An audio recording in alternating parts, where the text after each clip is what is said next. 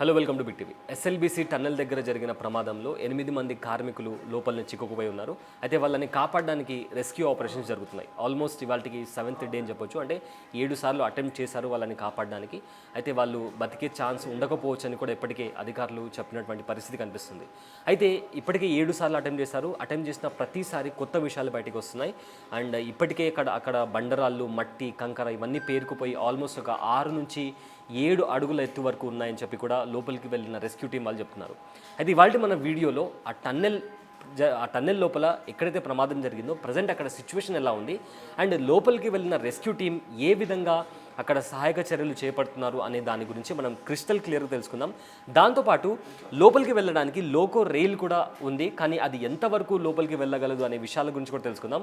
And అయితే లోపలికి వెళ్ళిన తర్వాత టీబీఎం మిషన్కి సంబంధించిన స్పేర్ పార్ట్స్ కూడా కొన్ని పార్ట్స్ కూడా కనిపించాయని చెప్పి కూడా అంటున్నారు. దానికి సంబంధించి అది తీస్తే పైన ఉన్న పెంచులు కూడా ఊడిపోయే ప్రమాదం ఉందని కూడా అక్కడికి వెళ్ళిన రెస్క్యూ టీం వాళ్ళు చెప్తున్నారు. సో దీనికి సంబంధించిన మొత్తం ఇన్ఫర్మేషన్ ఇవాళ వీడియోలో మనం తెలుసుకునే ప్రయత్నం చేద్దాం. సో ఫస్ట్గా ఒకసారి మనం ఈ టన్నెల్కి సంబంధించి ఒకసారి మొత్తం ఓవరాల్గా చూసుకుంటే ఈ టన్నెల్ ఫస్ట్ భాగం వచ్చేసి 43.93 కిలోమీటర్ల లెంత్లో ఉంది. సో అయితే ఇక్కడ ఫస్ట్ అయితే 13.93 కిలోమీటర్లో స్టార్టింగ్ నుంచి తవ్వారు అండ్ వెనక భాగం నుంచి 20.43 కిలోమీటర్ల నుంచి తవ్వుకుంటూ వచ్చారు. అయితే ఇక్కడ ఇంకొక 10 కిలోమీటర్లు అంటే ఆల్మోస్ట్ ఒక 9.55 కిలోమీటర్లు తవ్వితే ఆ టన్నెల్ మొత్తం ఫినిష్ అయిపోతుంది. సో ఆ నేపథ్యంలో ఇక్కడ ప్రమాదం జరగడం అంటే ఏదైతే పెంచులు ఉన్నాయో అది మొత్తం ఊడిపోయి అక్కడ నీళ్లు మట్టి రావడంతో మొత్తం ఒకటిసారిగా రాళ్ళు బండరాళ్ళు ఇవన్నీ పడిపోవడంతో అక్కడ ప్రమాదం జరిగింది. అండ్ ఆ ప్రమాదంలో ఆ టన్నెల్లో అప్పటికి 60 మంది ఉంటే అందులో 52 మంది సురక్షితంగా బయటకు వచ్చేసారు. కానీ మిగిలిన 8 మంది మాత్రం అన్ఫార్చునేట్గా అక్కడ చిక్కుకుపోవడం, అక్కడ మట్టి రాళ్ళు ఇవన్నీ పడిపోవడం ఇదంతా ప్రమాదం జరిగింది. సో ప్రమాదం జరిగిన తర్వాత రెస్క్యూ టీమ్స్ వాళ్ళు అలర్ట్ అయ్యారు. ఎన్డీఆర్ఎఫ్ బృందం కావచ్చు, నేవీక వాళ్ళు కావచ్చు, లేదా ర్యాట్ మైనర్స్ కావచ్చు, వీళ్ళందరూ ఒక 35 మందితో కూడిన ఒక బృందం ఈ రెస్క్యూ ఆపరేషన్స్లో వాళ్ళని కాపాడడానికి వాళ్ళు ట్రై చేయడం జరిగింది. ఇప్పటికి 6 సార్లు ట్రై చేశారు అండ్ ఇవాళ 7వ ట్రై చేయబోతున్నారు. సో ఈ ప్రయత్నంలో వాళ్ళకు రోజుకు ఒక కొత్త విషయం బయటకు వచ్చింది. సో మీకు ఆ టన్నెల్కి సంబంధించి ప్రజెంట్ ఉన్న సిచ్యువేషన్ ఏంటి అని చూపించే ప్రయత్నం చేస్తాను. సో ఈ పిక్చర్లో మనం చూసుకుంటే ఇదంతా ఇప్పుడు ప్రమాదం జరిగిన చోటు. ఇది ఇక్కడ సర్కిల్ చేసిన ప్లేస్ ఏదైతే ఉందో ఇది ప్రమాదం జరిగిన చోటు. అయితే ఇది ఎంట్రీ అనమాట. మొత్తం 9.2 మీటర్ల వెడల్పులో ఉంది.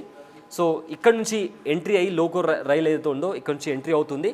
అండ్ అక్కడి నుంచి మొత్తం 13.5 కిలోమీటర్ల దూరం వరకే ఆ రోకో రైల్ ఏదో ఉందో అది వెళ్ళడానికి అనుకూలంగా ఉంది.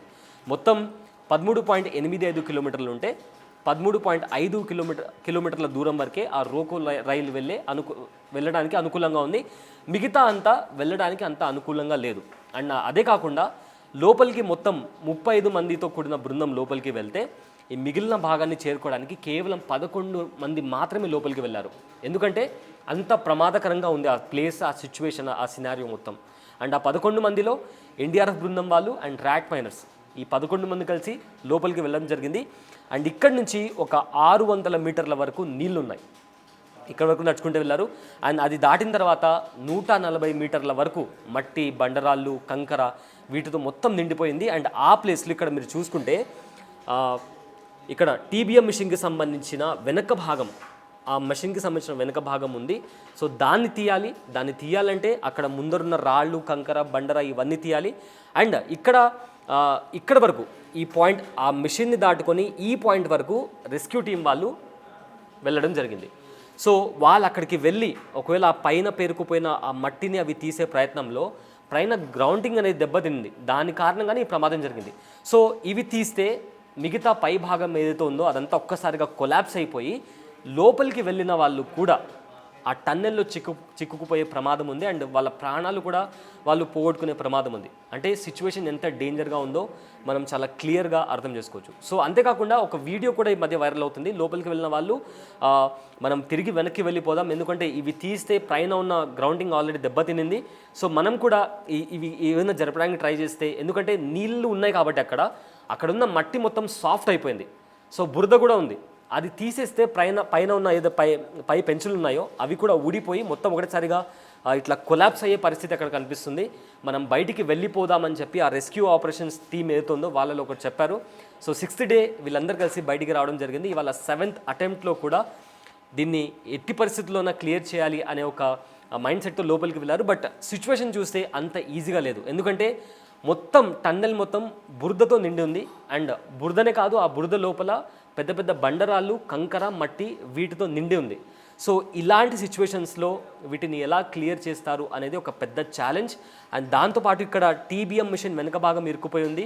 దాన్ని ఎలా తీస్తారు? ఒకవేళ అది తీస్తే పైన ఉన్న బురద క్లియర్ అయ్యి మొత్తం పైన పెంచులు ఏవైతే ఉందో పై భాగం, టన్నెల్ పై భాగం ఏదైతే ఉందో అది కూడా మొత్తం కొలాప్స్ అయిపోతుంది అనే ఒక కొలాప్స్ అయిపోతుంది అని చెప్పి కూడా అంటున్నారు. సో ఈ సిచ్యువేషన్స్లో, ఇలాంటి డేంజరస్ సిచ్యువేషన్స్లో దీన్ని క్లియర్ చేయడం అనేది చాలా చాలా ఛాలెంజింగ్ టాస్క్. అండ్ ఎవరైతే 8 మంది కార్మికులు చిక్కుకుపోయి ఉన్నారో వాళ్ళు బతికి ఉండే అవకాశం లేదు అని కూడా ఇప్పటికే కార్మికులు అక్కడికి లోపలికి వెళ్ళిన రెస్క్యూ టీమ్స్ వాళ్ళు చెప్తున్నారు. సో చూడాలి మరి ఫర్దర్గా ఇలాంటి ఛాలెంజెస్తో ఈ మొత్తం ప్రాబ్లమ్ని ఎలా సాల్వ్ చేస్తారు. అండ్ ఆల్రెడీ హోప్స్ లేవని కూడా ఇప్పటికే చాలామంది చెప్తున్నారు. అండ్ దాని తర్వాత ఫర్దర్గా అయితే ఈ మిషన్ కంప్లీట్ చేయడానికి ఇంకా ఎలాంటి ఛాలెంజెస్ ముందుకు వస్తాయో. ఎందుకంటే గ్రౌండింగ్ మొత్తం ఇక్కడ డ్యామేజ్ అయింది, దానివల్లనే ఇప్పుడు ప్రమాదం జరిగింది. సో ఇదంతా క్లియర్ చేయాలి అంటే అక్కడ డ్యామేజ్ అయిన ఏదైతే ప్లేస్ ఉందో దాన్ని మళ్ళీ రికవర్ చేయాలి. సో ఇదంతా క్లియర్ చేయడానికి ఆల్మోస్ట్ ఇంకొక సంవత్సరం పైనే పట్టొచ్చు అని కూడా ఇంతకుముందు అధికారులు చెప్పారు. సో చూడాలి దీన్ని ఈ ఛాలెంజెస్ని ఫేస్ చేస్తూ దీనంతా ఎలా క్లియర్ చేస్తారో అనేది మనం వెయిట్ చేసి చూడాలి.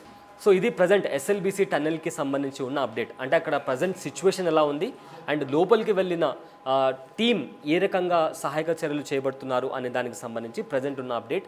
అయితే ఇది మరింత ఛాలెంజింగ్గా మారబోతుంది. సో వేచి చూడాలి.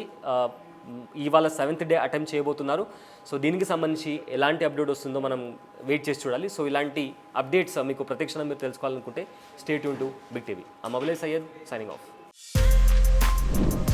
For more videos like this, subscribe Big TV channel.